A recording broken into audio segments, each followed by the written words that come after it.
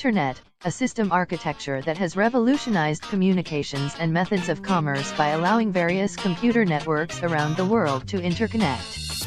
Sometimes referred to as a network of networks, the Internet emerged in the United States in the 1970s but did not become visible to the general public until the early 1990s. By 2020, approximately 4.5 billion people, or more than half of the world's population, were estimated to have access to the Internet. The Internet provides a capability so powerful and general that it can be used for almost any purpose that depends on information, and it is accessible by every individual who connects to one of its constituent networks. It supports human communication via social media, electronic mail, email, chat rooms, newsgroups, and audio and video transmission, and allows people to work collaboratively at many different locations. It supports access to digital information by many applications, including the World Wide Web.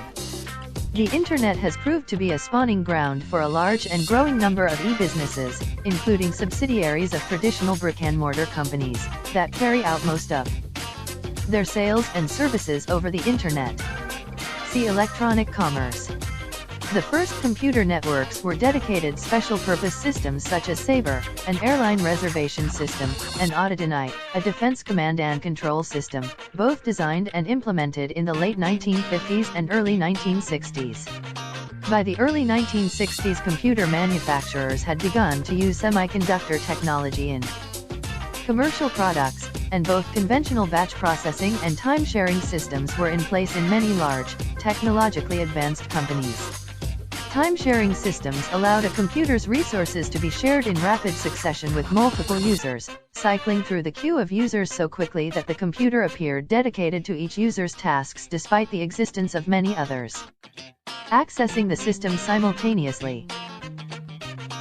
The future. Some of the limitations that cryptocurrencies presently face, such as the fact that one's digital fortune can be erased by a computer crash, or that a virtual vault may be ransacked by a hacker, may be overcome in time through technological advances. What will be harder to surmount is the basic paradox that bedevils cryptocurrencies: the more popular they become, the more regulation and government scrutiny they are likely to attract, which erodes the fundamental premise for their existence.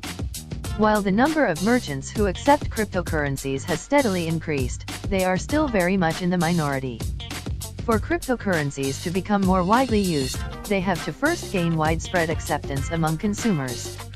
However, their relative complexity compared to conventional currencies will likely deter most people, except for the technologically adept.